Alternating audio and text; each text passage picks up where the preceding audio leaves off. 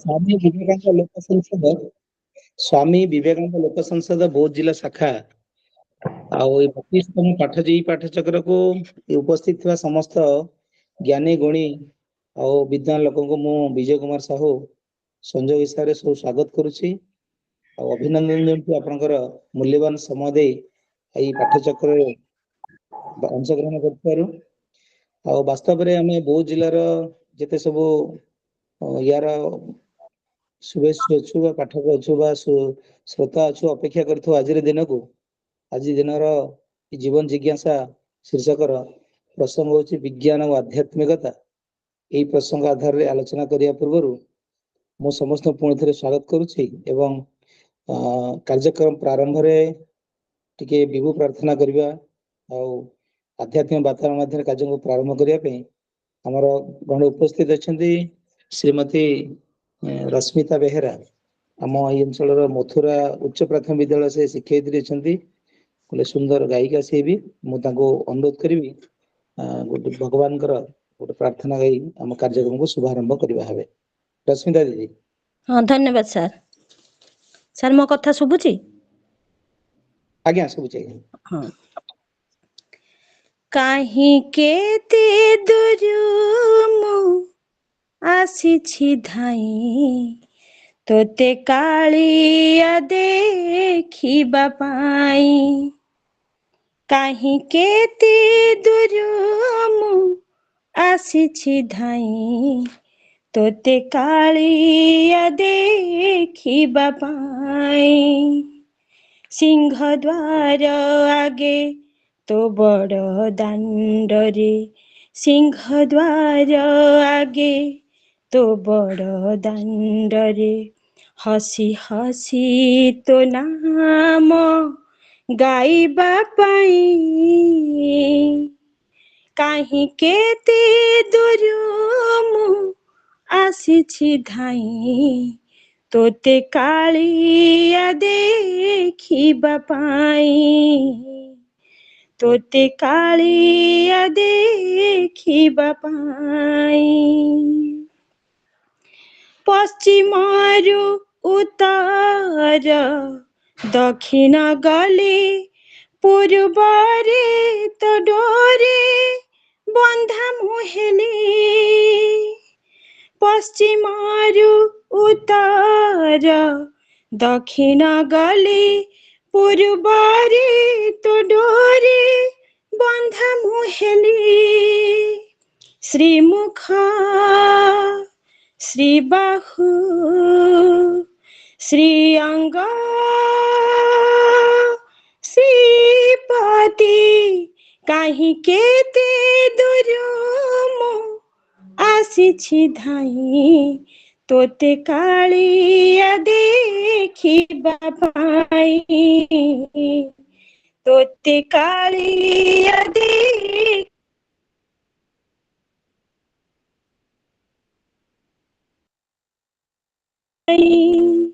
जय जगन्नाथ। धन्यवाद रश्मिता दीदी। आम जगन्नाथ दर्शन कलु आप गीत माध्यम बहुत बहुत धन्यवाद।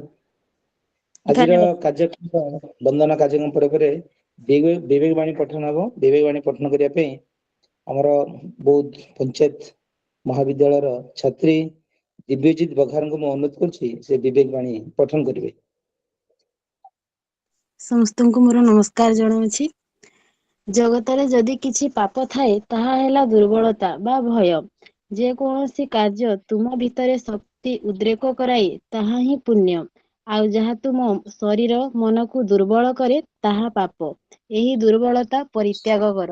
स्वामी विवेकानंद। धन्यवाद। बड़ सुंदर वाणी उपस्थापन कले आम मनर दुर्बलता हटेबा आगु को बढ़िबा पाप हटे पुण्य को अर्जन करिबा ये वार्ता आमर कार्यक्रम माध्यम से विवेकवाणी पठन कर बहुत बहुत धन्यवाद।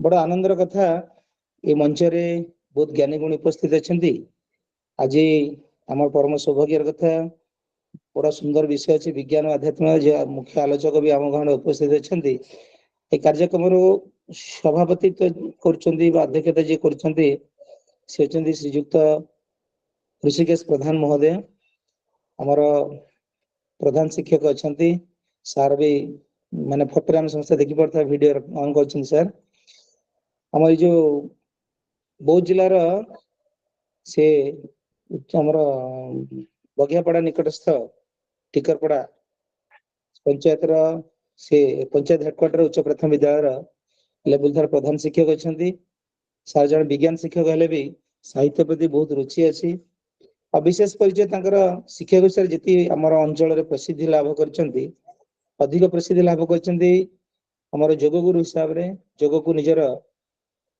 निशा भाव रे ग्रहण करछंती और प्रत्येक दिन ठीक समय रे तांकर प्रत्यक्ष मार्गदर्शन रे गोटे योग क्लास चली गोटे हमर योगी सेठी योग साधना करछंती बड़ा आनंदर कथा से आज आम गण रे ये कार्यक्रम से अध्यक्षता करिवे और तांको मु बहुत स्वागत करछि और आज आलोचक को भी स्वागत करछि हमर कार्यक्रम अध्यक्ष श्रीयुक्त खुर्शी साहब को मु निवेदन रखिबी से कार्यक्रम को किसी वाणी प्रदान सहित हमर आलोचक परिचय रखी कार्यक्रम को आगू बढ़िबे हेबे खुर्शी साहब को नंबर निवेदन करछि से कार्यक्रम को आगू बढ़िबे से आगुटे छाड़ी देले हमर आजीवन सदस्य मध्य हम हां सर लोक संघर आजीवन सदस्य स्वागत। हरि ओम समस्त भाई भौणी मानू बहुत बहुत स्वागत शुभेच्छा अभिनंदन वंदन नमन सबु किछि खोला हृदय रे मु अर्पण करुछि आशा सादरे ग्रहण करिवे। आजिर जो शीर्षक जीवन जिज्ञासा एक सुंदर शीर्षक जीवन अच्छी माने जिज्ञासा अच्छी जिज्ञासा व्यतिरेके जीवन मरुभूमि सदृश प्रतीयमान हो जीव जीवनर मिठा सेठी चाखी हबनी विषतुल्य अनुभूत हब। ए शीर्षकर जो प्रसंगटी आज चयन करा जायछि विज्ञान और आध्यात्मिकता एक सुंदर प्रसंग विभेद सृष्टि हुए विज्ञान और आध्यात्मिकता मध्य किंतु विभेद सृष्टि करिवार कौनसी कारण ही नहीं कारण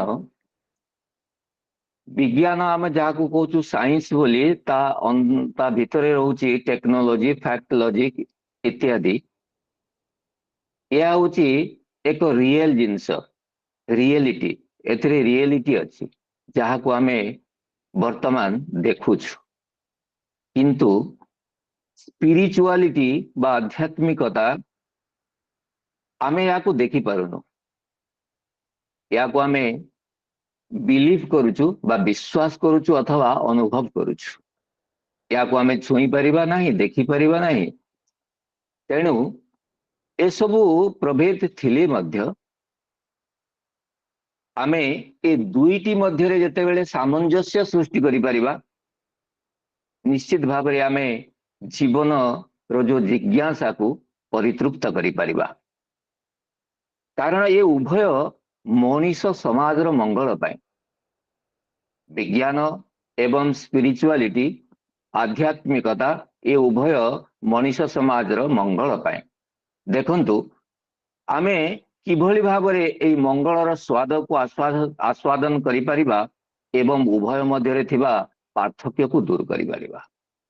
विज्ञान अनेक बाट जाई अणु पाइला एवं आध्यात्मिकता अनेक बाट पूरा गभीर को जाई पाइला आत्मा अणुजड़ आत्मा चेतन किंतु ए दुनिया रे कौन सी भी पदार्थ जड़ नुहे। हाँ उदाहरण देले क्लियर हो जमती कि पत्थर रे भगवान रही सुप्त चैतन्य रूप रे गछरे भगवान रही अर्ध चैतन्य रूप रे पशु पक्षी कीट पतंग आदि रे भगवान रही चैतन्य रूप रे एवं मनीष ଦେହରେ ଭଗବାନ ଦିବ୍ୟ ଚୈତନ୍ୟ ରୂପରେ ରହିଛନ୍ତି। ତେଣୁ ବିଜ୍ଞାନ ଏବଂ ଆଧ୍ୟାତ୍ମିକତା ଇଏ ପରସ୍ପରର ପରିପୂରକ, ଇଏ ବିଭେଦ ଏ ଦୁଇଟି ମଧ୍ୟରେ କିଛି ବି ନାହିଁ। ତେଣୁ ଆଶା ରଖିବା ଆମେ ଆଜିର ଯୋଉ ଆଲୋଚକ ଅଛନ୍ତି ବହୁତ ବିଜ୍ଞ ଅଭିଜ୍ଞତା ସମ୍ପନ୍ନ ବ୍ୟକ୍ତିତ୍ୱ। ଦୀର୍ଘ ସମୟରୁ ସେ ବହୁତ ଅନୁଭୂତି ସାଉଁଟିଛନ୍ତି। ଡକ୍ଟର ମଦନ ପ୍ରଧାନ ମହୋଦୟ ସେ ଆମକୁ ପରିତୃପ୍ତ କରିବେ ଏଇ ବିଜ୍ଞାନ ଓ ଆଧ୍ୟାତ୍ମିକତା ମଧ୍ୟରେ ସୁନ୍ଦର ଆଲୋଚନା ମାଧ୍ୟମରେ। ତ ଆଉ ମୁଁ ବେଶୀ ସମୟ ନେବିନି, ସାର୍ଙ୍କୁ ସ୍ୱାଗତ କରିବି ଅଭିନନ୍ଦନର ସହିତ ସେ ତାଙ୍କର ସଂକ୍ଷିପ୍ତ ଅମୃତ ବାଣୀ ଆମ ସାମ୍ନାରେ ରଖିବେ। ସାର୍।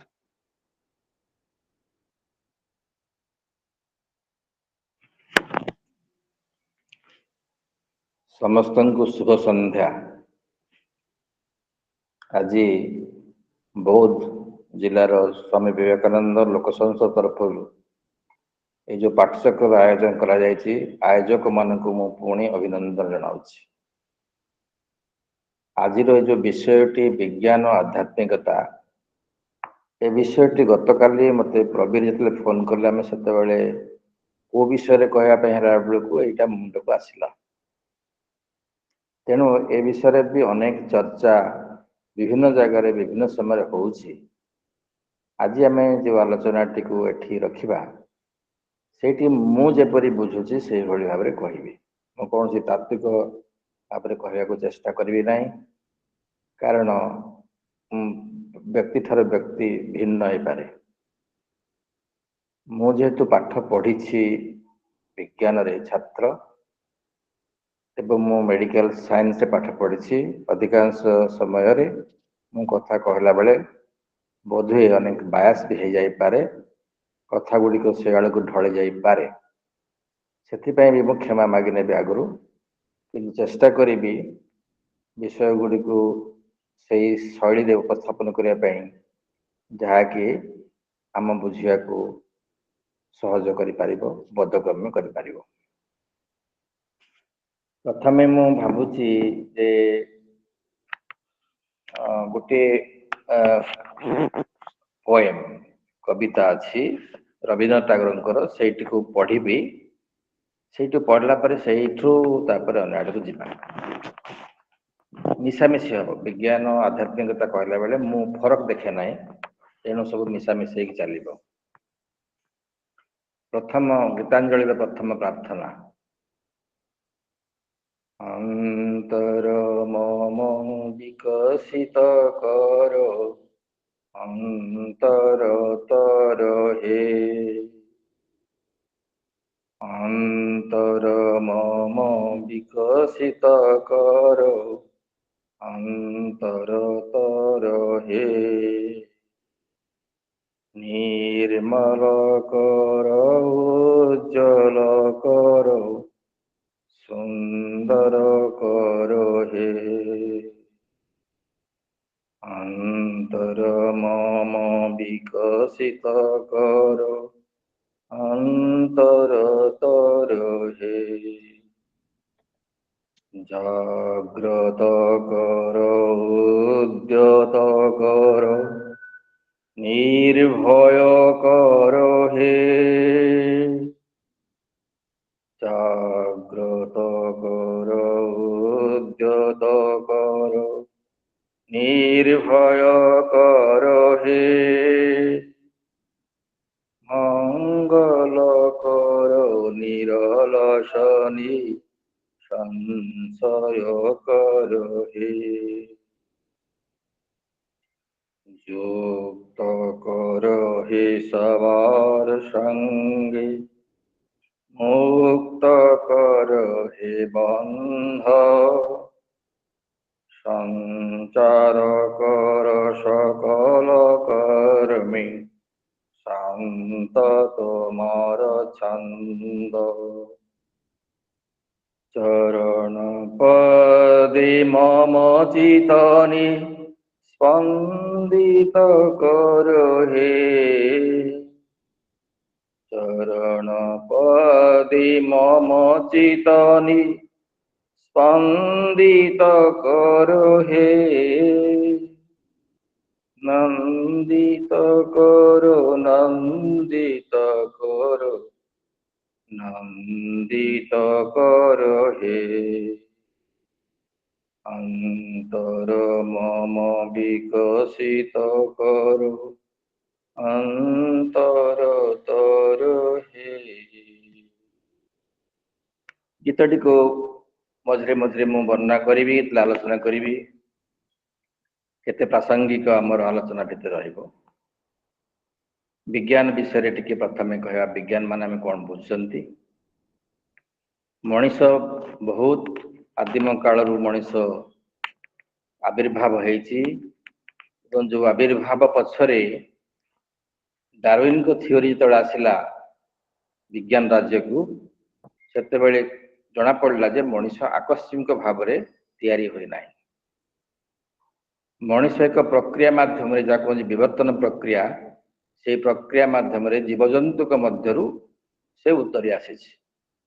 ଅର୍ଥାତ୍ ମଣିଷ ଆଗରୁ ଏ ପୃଥିବୀରେ ଜୀବଜନ୍ତୁ ମାନେ ଥିଲେ, ଜୀବଜନ୍ତୁଙ୍କ ଆଗରୁ ଉଦ୍ଭିଦ ମାନେ ଥିଲେ, ଉଦ୍ଭିଦ ଜଗତ ଥିଲା, ପ୍ରାଣୀ ଜଗତ ଥିଲା।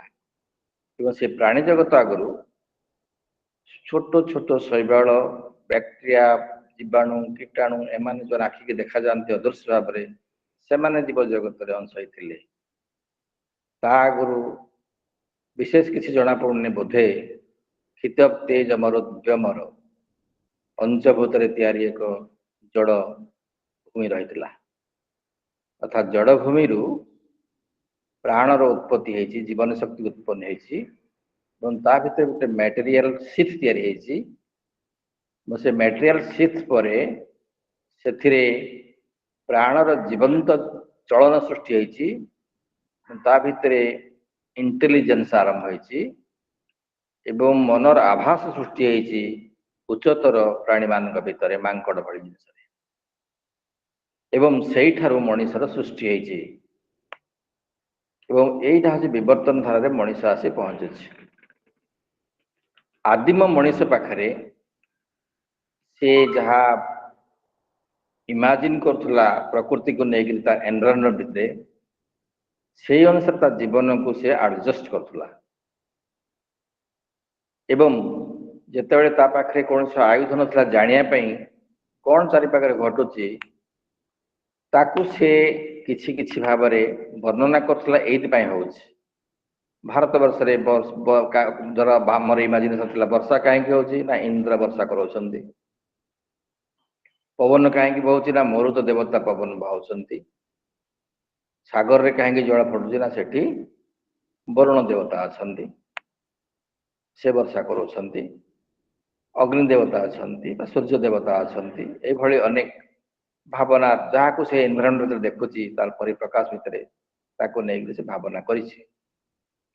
ଏବଂ ସେତେବେଳେ ବି ମଣିଷ ଭାବିଲା ଏ ପୃଥିବୀରେ ସୂର୍ଯ୍ୟ ଉଦୟ ହେଉଛି, ସୂର୍ଯ୍ୟ ଅସ୍ତ ହେଉଛି। ଏବଂ ସେଇ କଥାଟାକୁ ପରେ ଯେତେବେଳେ ମଣିଷ ଆହୁରି ଚିନ୍ତନ ମଣିଷ ଭିତରେ ବିକଶିତ କରୁଛି, ତାର ବୁଦ୍ଧି, ତାର ଗୋଟେ ମନ, ସେ ମନ ଆସ୍ତେ ଆସ୍ତେ ବିକଶିତ କରି କରି ଚାଲିଛି ଏବଂ ତା ଭିତରେ ବୁଦ୍ଧି, ଇଣ୍ଟେଲିଜେନ୍ସ କାମ କରୁଛି। ସେ ଅନୁସନ୍ଧିତ୍ସୁ ହେଇଛି। ଅନୁସନ୍ଧିତ୍ସୁ କଲା ବେଳେ ସେ ଅନେକ ଭାବରେ ଠୋକର ଖାଇଛି। ଅନେକ ଯେଉଁମାନେ ଆଗକୁ ଯାଇଛନ୍ତି ମଣିଷ ମାନେ, ସେମାନେ ପଛ କଥାକୁ ଉପରେ ପ୍ରଶ୍ନ ପଚାରିଛନ୍ତି। ସେଇ ପ୍ରଶ୍ନ ପଚାରିଲା ଭିତରେ ତା ଭିତରକୁ ଏକ ନୂତନ ଦିଶା ଦେଖାଯାଇଛି, ନୂତନ ଅନୁସନ୍ଧିତ୍ସର ଭାବ ଦେଖାଯାଇଛି ଏବଂ ସେ ଅନେକ ପୂର୍ବ କଥା ଗୁଡ଼ିକୁ, ଭାବନା ଗୁଡ଼ିକ ଉପରେ କୁଠାରଘାତ କରିଛି ଓ ନୂଆ କଥା କହୁଛି। ସେ କହୁଛି ପୃଥିବୀ ସୂର୍ଯ୍ୟ ଚାରିପାଖରେ ବୁଲୁଛନ୍ତି, ସୂର୍ଯ୍ୟ ଉଦୟ ହେଉନାହାନ୍ତି କି ଅସ୍ତ ହେଉନାହାନ୍ତି। ଏଇ ଯୋଉ କଥା ଗୁଡ଼ିକ ହଠାତ୍ କରି ଆସିଗଲା ଏବଂ ଯେଉଁମାନେ ଆଗରୁ ଅନ୍ୟ ଏକ ବିଶ୍ୱାସରେ ବଞ୍ଚୁଥିଲେ ସାରା ସମାଜ, ସେମାନେ କ'ଣ କହିବେ ଯେ ନୂଆ ଲୋକଟା ଯିଏ କହିଲା ଏମିତି, ତାପରେ କୁଠାରଘାତ କରିବେ, ତାକୁ ମୃତ୍ୟୁମୁଖକୁ ଟାଣି ନେଇ ପାରନ୍ତି। ଏମିତି ଅବସ୍ଥା ହେଇଛି ଅନେକ। ଏବଂ ସେଇ ଯୋଉ ଅବସ୍ଥାଟି ଏମିତି ହଉଥିଲା ସେଇଟା ଗୋଟେ ଯାହାକୁ ଆମେ କହିବା, ମୁଁ ଧର୍ମ ନା କହୁନି, ଧର୍ମ ଶବ୍ଦ କହୁନି ଏଠି, ରିଲିଜିୟନ ସେକ୍ଟ। ମଣିଷ ଯେତେବେଳେ ବିଶ୍ୱାସ ଉପରେ କାମ କରି ଆସୁଥିଲା ସେଟା ରିଲିଜିୟନ ସେକ୍ଟ ତିଆରି ହେଇଥିଲା। ଧର୍ମ ଶବ୍ଦର ରିଲିଜିୟନ ଶବ୍ଦ ସହିତ ବିଶେଷ ସମ୍ବନ୍ଧ ନାହିଁ, କିନ୍ତୁ ସେଇ ଅନୁସାରେ ରିଲିଜିୟନ ସେକ୍ଟ ମାନେ ଯୋଉମାନେ ଗୋଟେ ଧରାବନ୍ଧା ନିୟମକୁ ମାନୁଥିଲେ, ଏଇଟା ହିଁ ଧାରା, ସେମାନେ ତାପରେ ସହି ପାରୁନଥିଲେ ନୂଆ କଥାଟା ଆସିଲା ବେଳେ। ସେମାନେ ଅନେକ ସେତେବେଳେ ତାପରେ ପ୍ରହାର କରୁଥିଲେ। ଆମେ ଏଇ ଗତ 200 ବର୍ଷ ଭିତରେ ଏଭଳି ଅନେକ ଘଟଣା ଘଟିଛି। ଏପରିକି ବଡ ବଡ ସାଇଣ୍ଟିଷ୍ଟ ମାନଙ୍କୁ ନିର୍ଯାତନା ସହିବାକୁ ପଡୁଛି, ଆଇନଷ୍ଟାଇନଙ୍କ ସମେତ। ବିଜ୍ଞାନ ଏମିତି ଗୋଟେ ସ୍ତରକୁ ଆସିଲା, ସିଏ ଜଡ ଜଗତ ବାହାରକୁ ଯାଇକିରି ଆହୁରି ନୂଆ କଥା କହିଲା, ଯାହାକୁ ସେମାନେ କାହିଁ କିପରି କହିଲେ ନା ସେଥିରେ ତାଙ୍କର ଉଚ୍ଚସ୍ତର, ତାଙ୍କର ମନ ଏମିତି କାମ କରୁଥିଲା, ଇଣ୍ଟେଲିଜେନ୍ସ, ସେମାନେ ଫର୍ମୁଲା ତିଆରି କରୁଥିଲେ, ମ୍ୟାଥମେଟିକାଲ ଫର୍ମୁଲା, ଯାହାକୁ ପ୍ରମାଣ ସେମାନେ କରିପାରୁଥିଲେ, ଯୋଉ ପ୍ରମାଣଟାକୁ କୌଣସି ମଣିଷର ମନ କାଟି ଦେଇପାରିବ ନାହିଁ। ସେଇ ପ୍ରମାଣ ଆସିଲା ପରେ ଯୋଉ ପ୍ରମାଣ ଆଜି ସତ୍ୟ ଭାରତ ବର୍ଷରେ, ସେଇ ପ୍ରମାଣ ସତ୍ୟ ବି ୟୁରୋପରେ, ସେଇ ପ୍ରମାଣ ସତ୍ୟ ଅଷ୍ଟ୍ରେଲିଆରେ, ସେଇ ପ୍ରମାଣ ସତ୍ୟ ଆମେରିକାରେ, ଅର୍ଥାତ୍ ପୃଥିବୀର ସବୁ କୋଣରେ ସେଇ ପ୍ରମାଣ ସତ୍ୟରେ ପରିଣତ ହେଇପାରିଲା। ଅର୍ଥାତ୍ ଜଣେ ମଣିଷଙ୍କ ପାଖରେ ପ୍ରୟୋଗ ହେଉଥିବା ଗୋଟିଏ ଜିନିଷ ଯଦି ସବୁ ମଣିଷ ପାଖରେ ପ୍ରୟୋଗ ହେଇପାରୁଥିବ, ସେଇଭଳିଆ ଗୋଟେ ଜିନିଷକୁ ବିଜ୍ଞାନ ସ୍ୱତଃସିଦ୍ଧ କଲା, ସତ୍ୟ ବୋଲି ଭାବିଲା। ତାହା ଆଜି ବିଜ୍ଞାନର ଅବଦାନ। ଯଦି ଏଡିସନ ତିଆରି କଲେ ଗୋଟେ ବଲ୍ବ, ଯିଏକି ବିଜୁଳି ଜଳେଇ ପାରିଲା, ଯଦି ସେଇ ବିଜୁଳି ବତୀ କେବଳ ଏଡିସନଙ୍କ ଘରେ ନ ଜଳିକିରି ବୌଦ୍ଧ ଜିଲ୍ଲାର ଯେକୌଣସି ଉପାନ୍ତ ଗାଁରେ ଜଳି ପାରିଲା, ସେ ହେଉଛି ବିଜ୍ଞାନର ଅବଦାନ। এইଭଳି ଭାବରେ ଅନେକ ଜିନିଷ ବିଜ୍ଞାନର ଜ୍ଞାନ ମାଧ୍ୟମରେ ଅନେକ ଟେକ୍ନିକାଲ ନଲେଜ ଆଗକୁ ଆସିଛି, ଅନେକ ଜିନିଷ ତିଆରି ହେଇଛି ଏବଂ ମଣିଷର ଜୀବନ ସମୃଦ୍ଧ ହେଇଛି, ଗତିଶୀଳ ହେଇଛି, କ୍ଷିପ୍ର ହେଇଛି। ଏଭଳି ଏକ ସେଇ ସମୟରେ ଥିଓରି ବି ହେଇଛି, ଯୋଉ ଥିଓରିରୁ ଆଇନଷ୍ଟାଇନ ଆରମ୍ଭ କଲେ ଗୋଟେ ନୂଆ ପ୍ରକାର କଥା, ଯାହାକି ରିଭଲ୍ୟୁସନାରୀ ହେଇଗଲା। ତାଙ୍କ ଫର୍ମୁଲା ହେଲା E=mc²। ତା ଅର୍ଥ ସାଧାରଣ ଭାବରେ କହିବା, ଯାହାକୁ ରିଲେଟିଭ ଥିଓରି କୁହାଯାଏ। କେତେବେଳେ ତାପରେ ଅନେକ ତାତ୍ତ୍ୱିକ ଜ୍ଞାନ ହେଇଛି, ଯୁକ୍ତତର୍କ ହେଇଛି, ଏଟା ଭୁଲ ଥିଓରି ବୋଲି କୁହାଯାଇଛି, ପୁଣି ତାକୁ ମାନିଛନ୍ତି ଏମିତି ହେଇଛି, କିନ୍ତୁ ଏପର୍ଯ୍ୟନ୍ତ ସେ ସ୍ଥିର ହେଇକି ଅଛି ସେ ଥିଓରି। ତା ଅର୍ଥ ମୁଁ ସାଧାରଣ ଭାବରେ ବୁଝେଇବି, ଗୋଟେ ପଥର, ମୁଁ ଯଦି ଗୋଟେ ପଥରକୁ 20 କେଜିର ପଥର ବା 100 କେଜିର ପଥରକୁ ମୁଁ ଆଲୋକ ବେଗରେ ଫିଙ୍ଗି ଦେଇ ପାରିବି, ସେ ଆଉ ପଥର ହେଇ ରହିବ ନାହିଁ, ସେ ଶକ୍ତି ହେଇଯିବ। ଏ ହେଉଛି ଆଇନଷ୍ଟାଇନଙ୍କ ଥିଓରି। ତା ମାନେ ଆମେ ସେଇଠୁ ବୁଝିବା, ଏ ପୃଥିବୀଟା ଯାହା ତିଆରି ହେଇଛି ସେଇଟା ଯଦି ଏଭଳି ଏକ ଗତିରେ ଚାଲିପାରିବ, ସେଇ ଗତିରେ, ତାହେଲେ ସେଇ ପୃଥିବୀର ଜଡ ବସ୍ତୁ ରହିବ ନାହିଁ, ସେ ଆଉ ଏକ ଅବସ୍ଥାରେ ପହଞ୍ଚିବ, ଯାହାକୁ ଆମେ କହିବା ଶକ୍ତି। ଶକ୍ତିର ଅନ୍ୟ ଏକ ରୂପ ହେଉଛି କନସସନେସ୍, ଚେତନା। ଏବଂ ସେଇଭଳିଆ ଏକ ସୃଷ୍ଟି ସେଇଭଳିଆ ହେବ।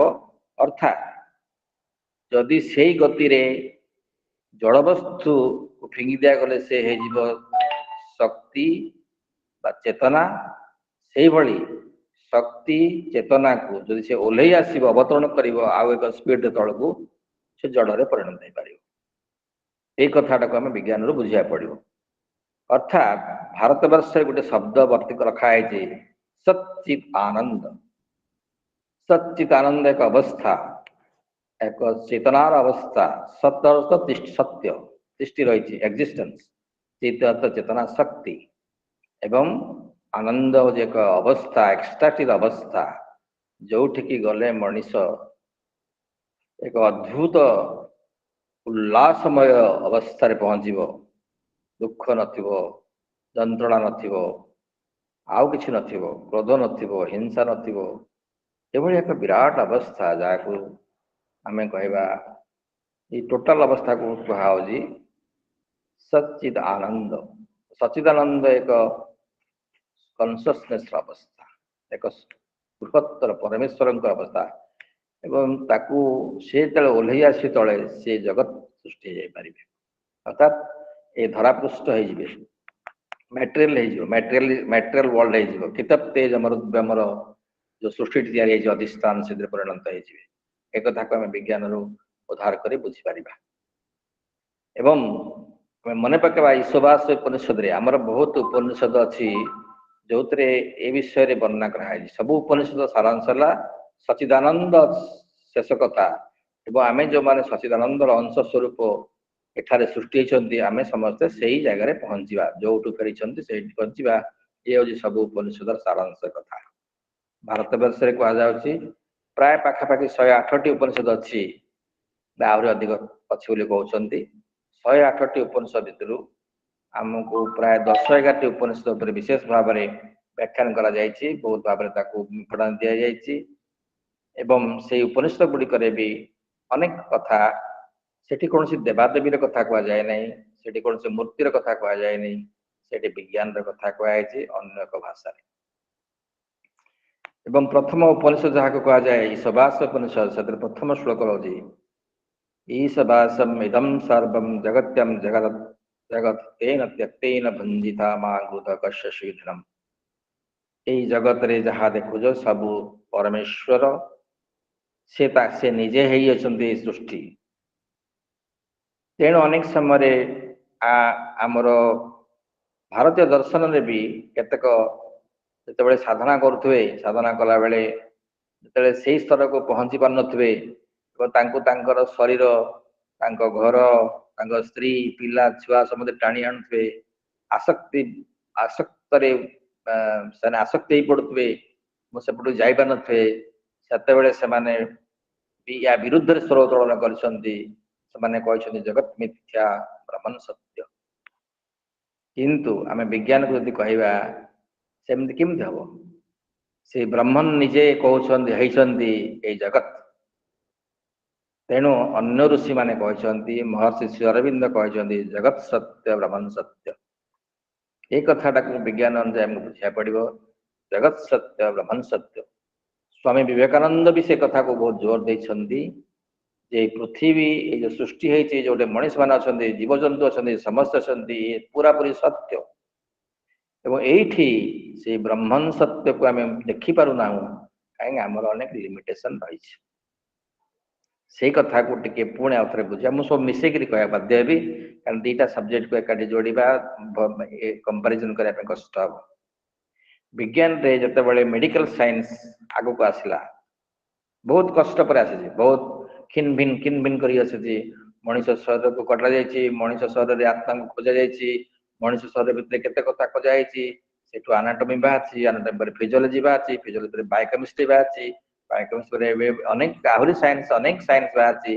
जो साइंस खिन भिन कर देखा रेडियोलॉजी बाहरी स्कानिंग बाहरी एमआरआई बाहरी आहरी केते जिनस बाहरी आहरी बाहर एवं जेनेटिक थियोरी पर्यंत जाऊँगी मनीष शरीर खिन भिन कर अद्भुत अद्भुत ये शरीर मनीष शरीर केमती गीतार वर्णना कराई 13तम अध्याय शरीर को जी जानी अर्जुन शरीर हूँ गोटे क्षेत्र ये विराट क्षेत्र ये क्षेत्र को जी जानी से हूँ क्षेत्रज्ञ से हूँ ज्ञानी से हूँ क्षेत्र या जानी मु मेडिकल साइंस पाठ पढ़ी सारापर मनीष शरीर को काट सारापर फिजियोलॉजी पढ़ी सारापर बायोकेमिस्ट्री पढ़ी सारापर रोगी ट्रीटमेंट कर सारापर सब कथा कर सारापर मु भावुँ मु 5% जानी कि ना मनीष शरीर या भितर अद्भुत भाव में भर रही अनेक कथा जहाँ को जाना दुसाध्य एवं जी या तैयारी कर मनीष शरीर को सी केमिति जी कर अदृश्य हूँ दृश्य हूँ से केमिति कर बुझा भी कष्टसाध्य मो जो फंक्शनिंग कर मो शरीर आम शरीर आम केमी फंक्शनिंग आम फंक्शनिंग कर मोर गोटे शरीर अच्छे से शरीर भीतर प्राणशक्ति अच्छे से प्राणशक्ति पर गोटे मन अच्छी भितर एवं कहुच्छे आमको आम शास्त्र मानक ये जो अधिष्ठान या शरीर प्राण मन अधिष्ठान या तारी भितर दीप्यमान हो रही जो परम चेतना सृष्टि होती आमर ये सृष्टि आम मनीष अधिष्ठान छिड़ा होती से परम चेतनार अंश विशेष भाव में आम भितर रही आउ गोटे अंश ताहा हूँ परमात्मा बा परमेश्वर अंश जहाँ कहुच्छे जीवात्मा एक कथा को आम ସାଧାରଣ ଭାବରେ ବିଜ୍ଞାନର ଯନ୍ତ୍ର ମାଧ୍ୟମରେ ଦେଖିପାରିବା ନାହିଁ। କିନ୍ତୁ ଯେତେବେଳେ ଆମେ ନୀରବ ହେଇଯିବା ଆମର ଇନ୍ଦ୍ରିୟ ମାନଙ୍କୁ ନୀରବ କରିଦେଇ ପାରିବା, ଆମ ମନକୁ ନୀରବ କରିଦେଇ ପାରିବା, ସେତେବେଳେ ସେଇଟା ଉଦ୍ଭାସିତ ହେଇ ଆସିବ ଆମ ପାଖକୁ ଯେ ଗୋଟେ ପରମ ଚେତନା ଅଛି, ଯୋଉ ପରମ ଚେତନାର ଅଂଶ ବିଶେଷ ରହିଛି ଆମ ଭିତରେ, ତାହା ହଉଛି ଯେ ବ୍ରହ୍ମାଂଶ, ତାହାକୁ କୁହାଯିବ ଜୀବାତ୍ମା। ଯେ ଦୀପ୍ୟମାନ ହେଇ ରହୁଛି, ତା କଥା ଆମକୁ ଶୁଭୁ ନାହିଁ, ସେ ଆମକୁ ଦେଖା ଯାଉନାହାନ୍ତି। ଯୋଉ ମୁହୂର୍ତ୍ତରେ ଅଧିଷ୍ଠାନଟି ନୀରବ ହେଇପାରିବ, ମନ୍ଦିରଟି ପରିଷ୍କାର ହେଇଯିବ, ସାଇଲେଣ୍ଟ ହେଇଯିବ, ସେଇ ସମୟରେ ତାଙ୍କର ସ୍ୱର ଶୁଣିବ। ସେଇ ହଉଛନ୍ତି ଆମର ଜୀବାତ୍ମା। ଏଇ ଯୋଉ କନେକ୍ସନଟା, ଏଇ କନେକ୍ସନଟା ର ପାଇଁ ଯୋଉ ସାଧନା ହୁଏ, ଯୋଉ ସାଧନା କରାଯାଇଛି ଭାରତ ବର୍ଷରେ ଏବଂ ଅନେକ ଜାଗାରେ, ବାହାରେ ବି, କେବଳ ଭାରତ ବର୍ଷରେ ତ କହୁନି, ଅନେକ ଜାଗାରେ ବି ମହର୍ଷି ମାନେ ଜନ୍ମ ହୋଇଛନ୍ତି ଏବଂ ସେମାନଙ୍କ ପାଖକୁ ସେ ଉଦ୍ଭାସିତ ଜ୍ଞାନ ଆସିଛି। ଆୱେକେନ୍ସ ମାନେ ହେଇଛନ୍ତି, ତାକୁ କୁହାଯିବ ଆୱେକେନ୍ ସ୍ତର ବା ଜାଗ୍ରତ ସ୍ତର, ସେଇ ସ୍ତରରେ ସେମାନେ ପହଞ୍ଚନ୍ତି ଏବଂ ତାଙ୍କୁ ସେଇ ଯୁକ୍ତ ଅବସ୍ଥାକୁ ଦେଖାଯାଇଛି, ତାକୁ କୁହାଯାଏ ଯୋଗ। ଏବଂ ସେଇ ଯୋଗରେ ସେମାନେ ନିବିଷ୍ଟ ହୋଇଛନ୍ତି ଏବଂ ସେମାନେ ଉଚ୍ଚତର ସୋପାନକୁ ଯାଉଛନ୍ତି। ବର୍ତ୍ତମାନ ବୁଝିବା ଯେ ଯାହାକୁ ଆମକୁ ଦେଖାଯାଉଛି ମୋ ଶରୀରଟି, ଏ ଶରୀର ମାନେ କେବଳ ଶରୀର ମୁଁ କହୁନି, ଶରୀର ଭିତରେ ଯୋଉ ପ୍ରାଣ ଶକ୍ତି ଅଛି, ଯାହା ପାଇଁ ମୁଁ ଚଲାବୁଲା କରିପାରୁଛି, ଯିଏ ମୋ ସ୍ନାୟୁ ଭିତରେ କାମ କରୁଛି, ମୋ ବ୍ରେନ ଦେଇ କାମ କରୁଛି, ମତେ ହଲଚଲ କରୁଛି, ନୂଆ କଥା ଚିନ୍ତା କରାଉଛି, ମନ ମୋ ଭିତରେ ଗୀତ ଗାଇ ପାରୁଛି, ମନ ଭିତରେ ମଦ ଲଗେଇ ଦେଇ ପାରୁଛି, କ୍ରୋଧ ହଉଛି, ହିଂସା ହଉଛି, ରାଗ ହଉଛି, ସବୁ ହଉଛି। ମୋର 3ଟି ସ୍ୱଭାବରେ ମୁଁ କାମ କରୁଛି। ଗୋଟେ ହଉଛି ମୋର ତାମସିକ ସ୍ୱଭାବ, ମୋର ଗୋଟେ ରାଜସିକ ସ୍ୱଭାବ, ମୋର ଗୋଟେ ସାତ୍ଵିକ ସ୍ୱଭାବ। ଏ 3 ଗୁଣ ଦେଇକିରି ମୁଁ କାମ କରୁଛି। ଗୀତାରେ ଲେଖା ହେଇଛି ଯୋଉ ମଣିଷ ଯୋଉ ସ୍ୱଭାବ ନେଇକିରି କାମ କରୁଛି, ତାକୁ ଆମେ ସେଇଭଳିଆ ଆମେ କାଟାଗୋରାଇଜ କରୁଛୁ। ଯିଏ ତାମସିକ ଭାବରେ କାମ କରୁଛି, ସାଧାରଣ ଅତି ତଳ ସ୍ତରରେ ଯିଏ କାମ କରୁଛି ମଣିଷ ଜୀବନ ପାଇକିରି, ତାକୁ ଆମେ କହୁଛୁ ତାମସିକ ମଣିଷ। ଏବଂ ଯିଏ ପୁରା ମାନେ ଜୀବନକୁ ସବୁ ଯାକ ଉପଭୋଗ କରିବା ପାଇଁ ଚେଷ୍ଟା କରୁଛି, ସବୁ ଯାକକୁ ଟାଣି ଉଟାରିକି ନେଇଯିବା ପାଇଁ ଚାହୁଁଛି, ଆଉ କିମ୍ବା ଭରି ଡାଇନାମିକ ରହୁଛି ଜୀବନରେ, ଏବଂ ତା ଭିତରେ ସେଇ ଫୋର୍ସ ଯୋଉ ରହୁଛି, ଯୋଉ ଫୋର୍ସ ତାକୁ ରାଜସିକ, ଆଉ ଅନ୍ୟ ଗୋଟେ ଶାନ୍ତ ଅବସ୍ଥାରେ ଖୋଜୁଛି, ଅନୁସନ୍ଧିତ ହେଉଛି ଏବଂ ଆଉ କିଛି ନୂଆ କଥା ପାଇଁ ଚାହୁଁଛି, ତାର ଏ ମୋହମାୟାର ବିଶେଷ ଶାନ୍ତ ରହିପାରୁନି, ଆଉ କିଛି ଆଡୁ ଯାଉଛି, ସେ ହଉଛି ସାତ୍ଵିକ ସ୍ୱଭାବର ଲୋକ। ମୁଁ କୌଣସି ମଣିଷ ଗୋଟିଏ ଗୁଣରେ ଯେ ସେ ସମ୍ପୂର୍ଣ୍ଣ ଭାବରେ ରହିଯାଏ ସେ କଥା ନୁହଁ। ତା ଭିତରେ ତାମସିକ ଅଛି, ତା ଭିତରେ ରାଜସିକ ଅଛି, ତାପରେ ତା ଭିତରେ ସାତ୍ଵିକ ଅଛି। କିନ୍ତୁ ଏ ମିଶାମିଶି ଭିତରେ ଯୋଉଟା ଯାହା ଭିତରେ ପ୍ରମିନେଣ୍ଟ, ସେ ଅନୁସାରେ ଆମେ ତାକୁ ସେଇ ସ୍ୱଭାବର ମଣିଷ ବୋଲି କହିପାରିବା। ଏଭଳିଆ ଗୀତାରେ ବି ବର୍ଣ୍ଣନା କରାଯାଇଛି। ସେ ସମୟରେ 5000 ବର୍ଷ ତଳେ ଗୀତା ଲେଖା ହେଇଥିଲା। Psychological process, this is psychological thing. ମନସ୍ତାତ୍ତ୍ୱିକ ଦୃଷ୍ଟିକୋଣ ସହିତ ବିଚାର କରାଯାଇଛି, ପ୍ରତି ମଣିଷକୁ ଭାଗ କରାଯାଇଛି କିଏ କୋଉ ପ୍ରକାର ମଣିଷ। ଏବଂ ଏଇ ଶରୀର ଭିତରେ ସେଇଭଳି ଆମେ ଯୋଉ କାମ କରୁଛୁ, ମୁଁ ସାତ୍ଵିକ ଭାବରେ କାମ କରିପାରେ, ରାଜସିକ ଭାବରେ କାମ କରିପାରେ, ତାମସିକ ଭାବରେ କାମ କରିପାରିବି। କିନ୍ତୁ ମୋ ଶରୀରଟି ତିଆରି ହେଇଛି କେମିତି? ଶରୀରଟି ତିଆରି ହେଇଛି କ୍ଷିତ ତେଜ ମରୁତ୍ ବ୍ୟୋମରେ। କ୍ଷିତ ତେଜ ମରୁତ୍ ବ୍ୟୋମ, ପାଣି, ଯୋଉ ମାଟି, ପାଣି, ପବନ, ଅଗ୍ନି ବା ତେଜ, ଏବଂ ତା ଭିତରେ ହଉଛି ଆକାଶ, ଇଥର, ବ୍ୟୋମ। ଏଇ ଯୋଉ ତିଆରି ହେଇଛି, ୟା ଭିତରୁ ସବୁଠୁ ସଲିଡ ପାର୍ଟ ହଉଛି ମାଟି, ଠିକ୍ ସଲିଡ ପାର୍ଟ ସେଟା ହଉଛି ତଳକୁ ଆମେ ଥାପିକି ରଖିଛି। ତାଠୁ ଆଉ ଗୋଟେ ଲିକ୍ୱିଡ ପାର୍ଟ ହଉଛି, ଆଉ ଟିକେ ସଫ୍ଟଲ ପାର୍ଟ ହଉଛି ପାଣି, ତାଠାରୁ ସଫ୍ଟଲ ପାର୍ଟ ହଉଛି କ୍ଷିତ ତେଜ, ହଉଛି ଅଗ୍ନି, ତେଜ। ଆମ ଭିତରେ ପ୍ରତି ସେଲରେ ତେଜ ଅଛି, ସବୁ ପ୍ରତି ସେଲରେ ଏନର୍ଜି ଅଛି, ପ୍ରତି ସେଲରେ ଅଗ୍ନି ଅଛି, ପ୍ରତି ସେଲରେ ପାଣି ଅଛି। ଆମ କୋଟି କୋଟି କୋଟି କୋଟି କୋଟି ସେଲ ଆମ ଭିତରେ କୋଷ ଅଛନ୍ତି। ସେଇ କୋଷ ମାନଙ୍କରେ କୋଟି କୋଟି କୋଟି କୋଟି ଅଣୁ ପରମାଣୁ ଅଛନ୍ତି। ଯୋଉ ପରମାଣୁ ବୋମାରେ ନାଗାସାକି ଏବଂ ହିରୋସୀମା ନଷ୍ଟ ହେଇଯାଇପାରିବ, ଯୋଉ ପରମାଣୁ ବୋମା ତିଆରି ହେଇକରି, ସେଇ ପରମାଣୁ ମୋ ପ୍ରତି ସେଲରେ ଅଛନ୍ତି। ମୋର କୋଟି କୋଟି କୋଟି କୋଟି ସେଲରେ ମୁଁ ତିଆରି ହେଇଛି ଏବଂ ସେଇ ସେଲ ମାନଙ୍କ ଭିତରେ ସମ୍ବନ୍ଧିତ ହେଇ ସେମାନେ ଅଛନ୍ତି। ତା ଭିତରେ ପାଣି ଅଛି, ତା ଭିତରେ ଏନର୍ଜି ଅଛି, ତା ଭିତରେ କ୍ଷିତ ତେଜ ମରୁତ୍ ବ୍ୟୋମ, ପବନ ଅଛି, ବାୟୁ ଅଛି, ଅକ୍ସିଜେନ ଅଛି, ତା ଭିତରେ ଅଛି ଆମର ଆକାଶ, ବ୍ୟୋମ, ଇଥର ଉପରେ ବିଶେଷ କିଛି ଆମର ଇଣ୍ଡିକେଟର କରାଯାଇପାରୁନି, ତେଣୁ ଇଥର ଖାଲି ମୁଁ କହୁଛି, ବା ତାକୁ ଅନ୍ୟ ଭାଷାରେ ଆମେ ଆକାଶ, ବ୍ୟୋମ କହୁଛୁ।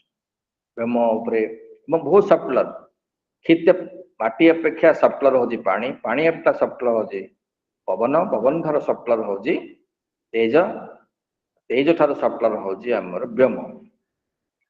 ଏବଂ ଏଇଭଳିଆ ଏକ କ୍ଷିତ ତେଜ ମରୁତ୍ ବ୍ୟୋମରେ ଆମର ଯୋଉ ଅଧିଷ୍ଠାନରେ ତିଆରି ହେଇଛି ଶରୀରଟି, ତାର ଭିତରେ बेसी हम कंट्रोलिंग मशीन हमर किए कंट्रोलिंग मशीन होची ब्रेन से ब्रेन एवं से ब्रेन रे स्नायु संस्था तैयारी से स्नायु संस्था हमर सब अंग को जाईची मसल को जाईची हाड़ को जाईची हार्ट को जाईची किडनी लिवर सब बार जाईची तो से तार भितरे केते केते ट्रिलियन सेल्स काम करछन इलेक्ट्रिकल कनेक्शन सब रही सब विद्युत तरंग परी वेव सब चली को सेल को को तरंग चली जाको बदे कौन कंप्यूटर बा कौन साइंटिस्ट सहजरे करि परिबे नाही बर्तमान आर्टिफिशियल इंटेलिजेंस आसी विज्ञान नुआ उद्भावन जो आम किसी मेसेज तैयारी करते से गोटे फिल्म तैयारी करदबू आम किसी कथा कहते से आम गोटे बही लिखिदे पार से मनुष्य तैयारी कर ब्रेन साहाଯ୍ୟ तैयारी कर आर्टिफिशियल इंटेलिजेंस जहाँ कर कोटी गुणर अधिका संभावना रही आम ब्रेन भितर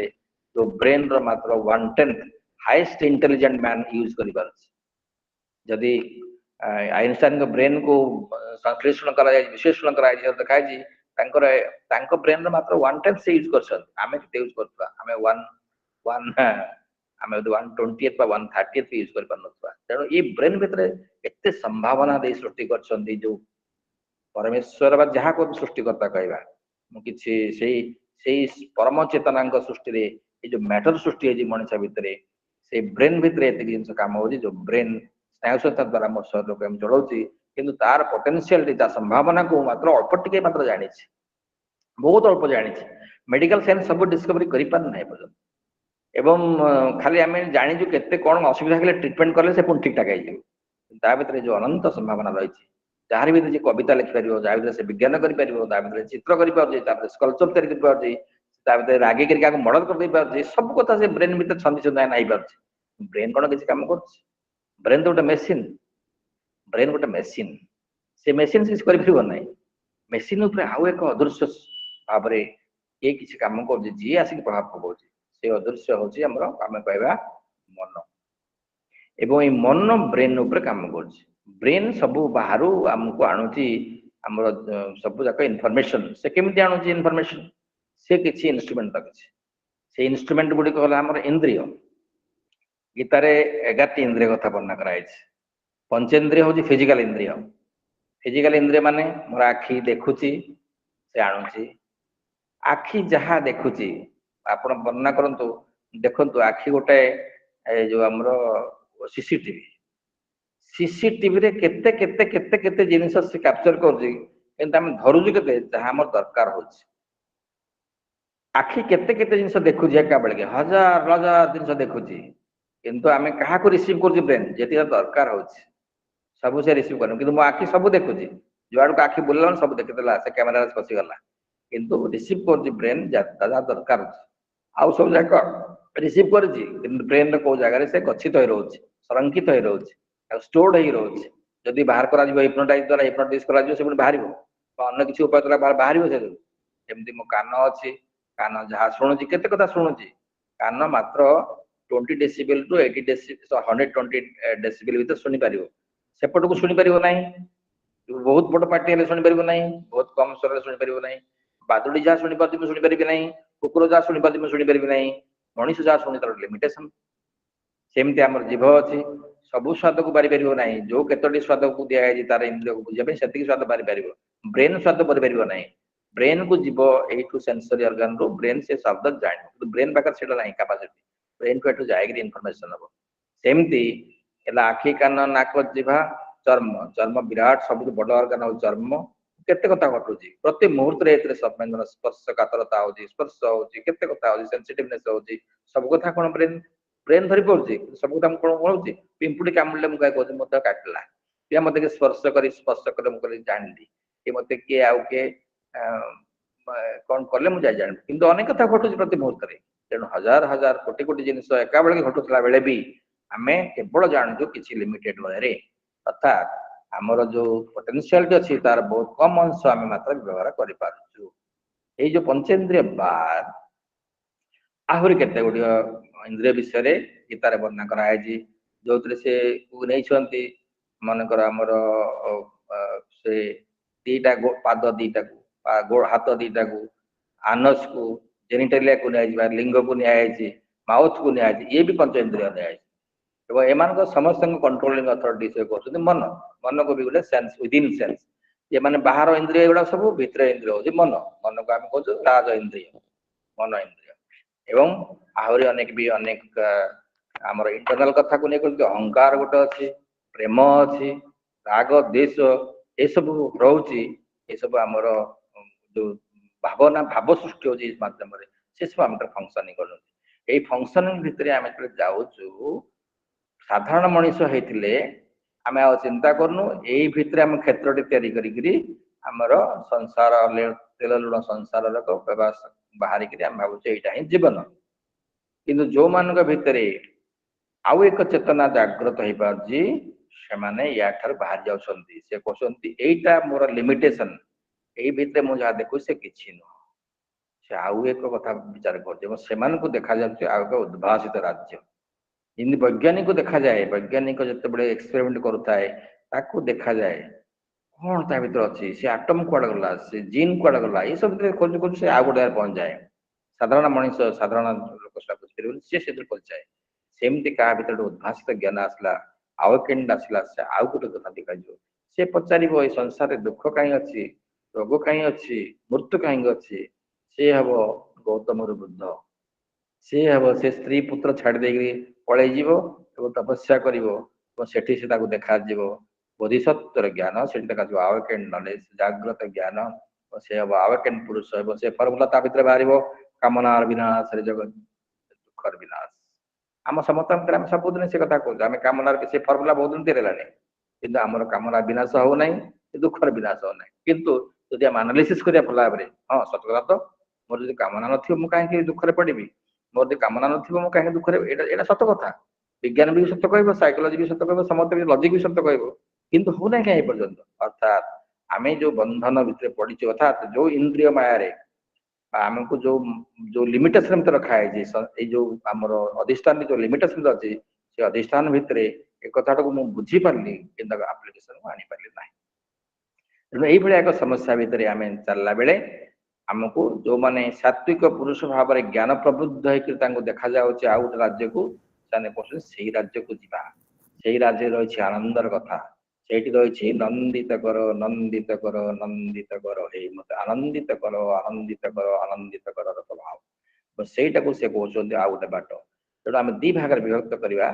ବର୍ତ୍ତମାନ ଆମ ଏଇ ଯୋଉ ସଂସାରରେ ଆମେ କାମ କରୁଛୁ, ସେ ହଉଛି ତାକୁ ଆମର ଶାସ୍ତ୍ରରେ ବର୍ଣ୍ଣନା କରାଯାଇଛି ଦି ପ୍ରକାର। ଗୋଟେ ହଉଛି ଅପରା ପ୍ରକୃତି ଏବଂ ଆଉ ଗୋଟେ ହଉଛି ତା ଉପରକୁ ଯୋଉଟା ହଉଛି ପରା ପ୍ରକୃତି। ଅପରା ପ୍ରକୃତିରେ ଯୋଉଟାକୁ ଆମେ ଆମର ଅପରା ପ୍ରକୃତିରେ ମାନେ କଣ ହଉଛି, ଆମର ଶରୀର, ପ୍ରାଣ, ମନ, ଆମ ଜଗତ, ଆମର ଏଇ ଯୋଉ ସାଧାରଣ ଜୀବନ ଯାପନ ଯୋଉଟା ଆମେ କରୁଛୁ, ସେଇଟା ହଉଛି ଅପରା ପ୍ରକୃତି। ଏବଂ ସେଇଠି ଆମକୁ ଏମିତି ଗୋଟେ ମାସ୍କ ଦେଇ ଦିଆଯାଇଛି। ମାସ୍କ, ମୁଁ ମାୟା ଶବ୍ଦଟାକୁ ବ୍ୟବହାର କରୁଛି, ମାସ୍କ ଦିଆଯାଇଛି। ଯୋଉ ମାସ୍କ ଦିଆହେଇଛି ସେଥିରେ ସବୁ କଥା ମତେ ଦେଖାଯାଉ ନାହିଁ, ସବୁ କଥା ମୁଁ ଶୁଣି ପାରୁନାହିଁ, ସବୁ କଥା ମୁଁ ଜାଣିପାରୁନାହିଁ। ତେଣୁ ମୁଁ ଗୋଟେ ଅନ୍ଧତମ ପବିଶନ୍ତି, ଅନ୍ଧ ଭଳିଆ ମୁଁ ରହିଛି, ବ୍ଲାଇଣ୍ଡେଡ ଆଇରେ, ବ୍ଲାଇଣ୍ଡେଡ ଇୟର, ହାଫ ଇୟରିଂ ଇୟର, ଏଇଭଳିଆ ଅବସ୍ଥାରେ ଅଛି, ଯୋଉଥିକି ମତେ ସବୁ କଥା ଦେଖାଯାଉନି। ଆଉ ଗୋଟେ ଜଗତ ଅଛି ପରା ପ୍ରକୃତି, ସେଇଟା ମତେ ଦେଖାଯାଉନାହିଁ। ଏବଂ ସେ ଯୋଉ ଟ୍ରାନଜିସନ, ଯୋଉମାନେ ଅପରା ପ୍ରକୃତିରୁ ଉର୍ଦ୍ଧ୍ୱକୁ ଯାଆନ୍ତି, ସେଇମାନେ ଆରମ୍ଭ କରନ୍ତି ତାଙ୍କର ଆଧ୍ୟାତ୍ମିକ ଯାତ୍ରା। ଅପରା ପ୍ରକୃତିରୁ ମୁକ୍ତ ହେବା ପାଇଁ ବହୁତ କଷ୍ଟ, କାରଣ ଏଠି ଏତେ ଉପଭୋଗ୍ୟର ଜିନିଷ ଅଛି, ଇନ୍ଦ୍ରିୟ ମାନେ ବାଟ ଛାଡନ୍ତି ନାହିଁ, ଇନ୍ଦ୍ରିୟ ମାନେ ମାଡି ବସନ୍ତି। କୁଆଡେ ଯିବୁ ବାବୁ, ସ୍ତ୍ରୀ ଅଛି, ପିଲା ଅଛି, ସଂସାର ଅଛି, ଏଟା ଅଛି ତ କ୍ୟାରିୟର ଅଛି, ଟଙ୍କା ପାଇବୁ, ଗାଁରେ ଚରିବୁ, ଘୋଡା କରିବୁ, ଟୋପା କରିବୁ, ସବୁ କରିବୁ, ସେ ବୁଝଉଥିବ ସବୁବେଳେ, ମନ ବି ସେଥିରେ ବୁଝଉଥିବ। ଫଳରେ ଭିତରୁ ଯଦିଓ ଆସୁଥିବ ଆମ ଭିତରେ ଥିବା ଯୋଉ ପରମାତ୍ମାଙ୍କର ଅଂଶ ମୁଁ କହିଲି ଜୀବାତ୍ମା, ସେ କହୁଥିବ ବାବୁରେ ଟିକେ ମନ ଦେ, ଟିକେ ମନ ଦେ, ଆଉ ଗୋଟେ ସଂସାର ଅଛି, ଆଉ ଗୋଟେ ରାଜ୍ୟ ଅଛି, ଉଲ୍ଲସିତ ରାଜ୍ୟ ଅଛି, ଆନନ୍ଦମୟ ରାଜ୍ୟ, ଛେଡ଼ୁ ଯିବୁ। ତଥାପି ଏମାନେ ତାକୁ ଟାଣିକି ରଖେଇଥିବେ, ଆସକ୍ତମୟ କରି ରଖିଥିବେ। This psychological process. ଏଥିରୁ ମୁକ୍ତ ହେବା ଭାରି କଷ୍ଟ। ଆମେ କହିବା ନାହିଁ ମୁଁ କାଲି ମୁକ୍ତ ହେଇଯିବି, କାଲି ମୁଁ ଏଥିରୁ ମୋର ନୂଆ ଜୀବନ ଯାପନ କରିବି, ତା ପରଦିନ ପୁଣି ଆସି ତଳେ ପଡିବି। ଅନେକ ସନ୍ନ୍ୟାସୀ, ଅନେକ ମହାତ୍ମା ସନ୍ଥ, ସେମାନେ ଯାଇଛନ୍ତି ସଂସାର ଛାଡିକିରି ହିମାଳୟକୁ, ହିମାଳୟରେ କୌପୁନୀ ପାଇଁ ମାଡ଼ ହେଇଛନ୍ତି। ତାଙ୍କ କୌପୁନୀ ଉଠିଗଲା, ଆଉ ଜଣେ ବାବାଜୀ ପାଖରେ କୌପୁନୀ ପଡିଗଲା, ସେ କୌପୁନୀ କାହିଁକି ନେଇଗଲା ବୋଲି ତାଙ୍କୁ ମାଡ଼ ପିଟିଛନ୍ତି। ଅର୍ଥାତ୍ ଏ ସଂସାରରେ ଯାହା ସେମାନେ କରିଥାନ୍ତେ, ହିମାଳୟର ସେଇ ହିମଗିରି ଭିତରେ, ସେ ଶୀତଳ ଭିତରେ ବି ତାଙ୍କର ସେଇ ଚେତନା ସେ ରହିଗଲା, ମୁକ୍ତ ହେଲେ ନାହିଁ ସେମାନେ। आसक्ति मुक्त हो पारे ना साधारण कथार अहंकार व्यस्त भितर रहीगले अर्थात ये साइकोलॉजिकल प्रोसेस ये संसार को फिजिकली छाड़ी कौन पलैले से कथा नुह पुणी मन पकईबी आध्यात्मिक कथा कहते आम के कहवा ना संसार को त्याग कर जाकि आध्यात्मिक कथा ना ईशावास्यम इदम सर्व जगत जगत ये संसार रे जहाँ चली संसार रे जहाँ संसार ईश्वर तैयारी कर संसारटा ही ईश्वर ये संसारटा ही ईश्वर से व्याप्त होती परिव्याप्त होती से ही ईश्वर तेणु यही तुम्हें तुम मनस्तात्विक दृष्टिकोण केमी निजक परिवर्तन कर तुमको अपरा प्रकृति देखा परा प्रकृतिर से राज्यटी एवं तापरे तमे यात्रा कर बहुत ऊर्ध्व ये आम भितर जो अच्छी आम भितर जो टिके बैटरी कम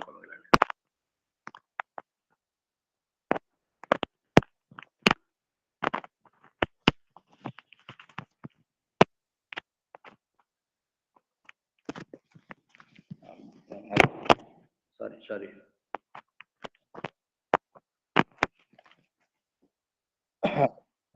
जो आमर जो मन आम जो जगार अच्छा बर्तमान अपरा प्रकृति मन प्राण शरीर भितर रही से आम पाखे डायरेक्शन देवाई जीवात्मा अच्छा से जीवात्मा आमको जो डायरेक्शन देते शुणापी जो प्रस्तुति से गोटे साधना से शुणी पारे आमको देखा सनलाइट पाथ सूर्यदीप्त पथ जो सूर्यदीप्त पथ आमको नहीं से आड़ को जो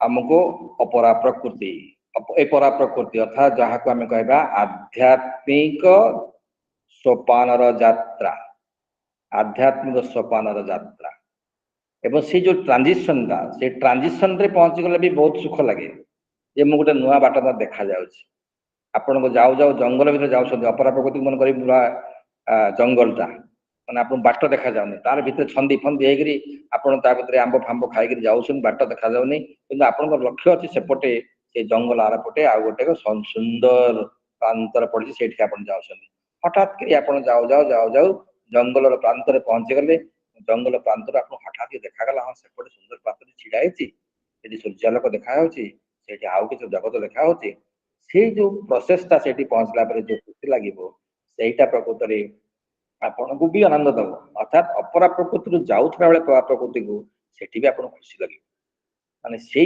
परा प्रकृति में पहुंचापी यही जो टर्नआउट समय ट्रांजिशन समय से अनेक समय एत आसक्ति मोह सब टाणी आणुए आप पुणी पछू की फेरी आणुव से आध्यात्मिक यात्रा एक स्टम्बलिंग ब्लॉक आप सचेतन नहले आपण भितर से आध्यात्मिक पुरुष जी आम जीवात्मा से निर्देश दौर आप शुणी पार नुए तापर आप मन प्राण इंद्रिय मान टाणी आनिक पकाउे आप यात्रा करें ना तेणु यहीटा कहुए साधना एवं अधिकांश लोक डरती या डरिक छाड़ी पड़ाती आमको से कथा पुणी मन पड़े पड़ो संसार छाड़ते हे ना संसार ही से तैयारी कर यही जो कैपेसिटीटा मनीष पाखे अच्छी से मनीष को जो तैयारी कर सृष्टिकर्ता से भारी खुशी है जिते सबू जीव जगत भर तैयारी कर आणले का पाखे एत बड़ ज्ञान नाला यहीटा डिस्कवरी करने बाघ पाखे ना हाथी पाखे ना मांकड़ पाखे ना क्या पाखे ना से दैनंदिन जीवन साधारण जीवन में व्यस्त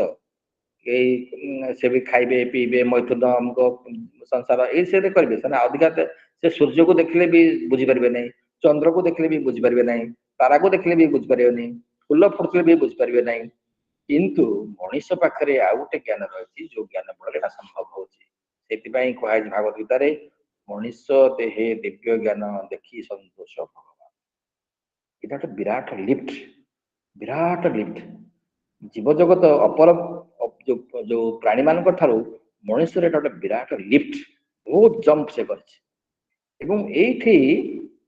कौन शेष हो कि इवोल्यूशन प्रक्रियाटा ये कौन शेष हो कि आउ मनीष पाख ऊपर जीव कि नहीं से डार्विन किसी नॉलेज अधिका पाई जाए ना कि विज्ञान बेस किसी कही पारे ना एबे मेटाफिजिक्स ଏବେ ପାରାସାଇକୋଲୋଜି ତା ମାଧ୍ୟମରେ କିଛି ଡିସ୍କଭରି ହେବାକୁ ଯାଉଛି।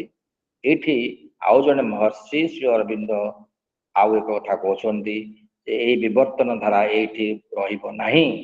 ବିବର୍ତ୍ତନ ଧାରା ଅସରନ୍ତି ଅନନ୍ତ ପର୍ଯ୍ୟନ୍ତ ଚାଲିବ ଏବଂ ସେ ଅନନ୍ତ ପର୍ଯ୍ୟାୟରେ ମଣିଷ ଠାରୁ ହଜାର ଗୁଣରେ ଶକ୍ତିମନ୍ତ, ହଜାର ଗୁଣରେ ଆହୁରି ପ୍ରଭୂତ, ଯୋଉଠିକି ରାଗ ଦ୍ୱେଷ ହିଂସା ମୃତ୍ୟୁ ଅନ୍ୟ କିଛି ରହିବ ନାହିଁ, ସେଭଳି ଏକ ଜଗତ ଦେଖାଯାଉଛି। ମଣିଷ ସେଇଠିକି ଯାଉଛି। ବିବର୍ତ୍ତନ ଧାରାରେ ତାକୁ ସେ କହୁଛନ୍ତି ଅତିମାନସ ସୂର୍ଯ୍ୟ।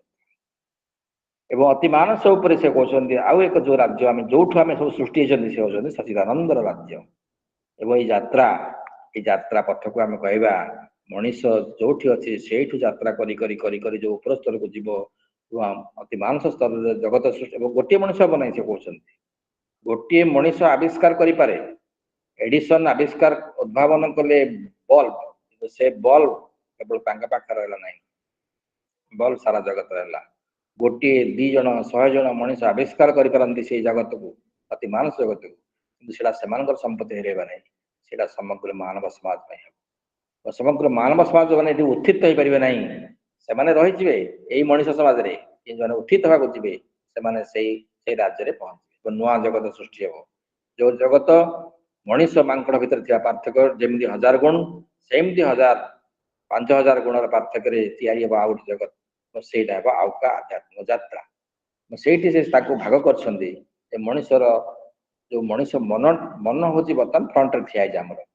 ସେ ମନ ଚେତନାର ଅଂଶ, ପ୍ରାଣ ଚେତନାର ଅଂଶ, ଆମ ଶରୀର ଚେତନାର ଅଂଶ ବା ଜଡ଼ ଜଗତର ଅଂଶ, ବା ଆମେ କହିବା ତାକୁ ଯୋଉ କୋଷ 5ଟି କୋଷ କଥା କହି ସେ କୋଷର ଶରୀର ଅଛି, ଜଡ଼ କୋଷର ଅଂଶ, ପ୍ରାଣ କୋଷର ଅଂଶ, ମଣିଷ କୋଷର ମନ କୋଷର ଅଂଶ, ସେମିତି ଚିତ୍କୋଷର ଅଂଶ ବା ଆଧ୍ୟାତ୍ମିକ କୋଷର ଅଂଶ ଆମ ଭିତରେ ଅଛନ୍ତି।